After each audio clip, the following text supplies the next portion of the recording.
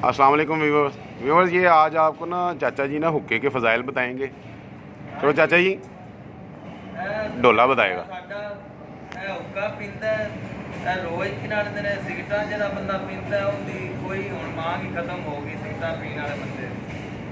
हुक्का हुण पिया करो, ठीक है। चैनल सब्सक्राइब करो ते अल्लाह खैर करेगा। इनदे बड़े फायदे ने। ढिड भी घट ਜਿਹੜਾ ਢਿੱਡ ਵੇਖੋ ਬੰਦੇ ਦਾ ਘਟ ਗਿਆ ਹੈ। हुक्का पी के अंदर वड़ गया। ਹੁੱਕਾ ਪੀ ਪੀ ਕੇ ਹੁਣ ਬੰਦਾ ਸੈੱਟ ਹੋ ਗਿਆ ਤੇ ਜਿਹੜੇ ਬੰਦੇ ਦਾ ਢਿੱਡ ਜ਼ਿਆਦਾ ਕਿਨਾਂ ਦੇ ਵੱਡਾ ਉਹ ਹੁੱਕਾ ਪੀਵੇ ਕਰੇ, ਅੱਲਾ ਖੈਰ ਕਰੇਗਾ, ਘਟ ਜਾਏਗਾ ਉਹਦਾ ਢਿੱਡ। ਪੀਤਾ ਕਰੋ ਹੁੱਕਾ, ਰੋਜ਼ ਪੀਤਾ ਕਰੋ, ਤੰਬਾਕੂ ਥੱਲੇ ਲਿਆ ਕਰੋ, ਅੱਲਾ ਖੈਰ ਕਰੇ। ਤੇ ਗੁੜ ਛੁੜ ਚੱਲਦਾ ਕਿ ਚੀਨੀ ਚੱਲਦੀ ਹੈ? ਚੀਨੀ ਪਾ ਲਵੋ, ਗੁੜ ਪਾ ਲਵੋ, ਜਿਹੜੀ ਮਰਜ਼ੀ ਪਾ ਲਵੋ।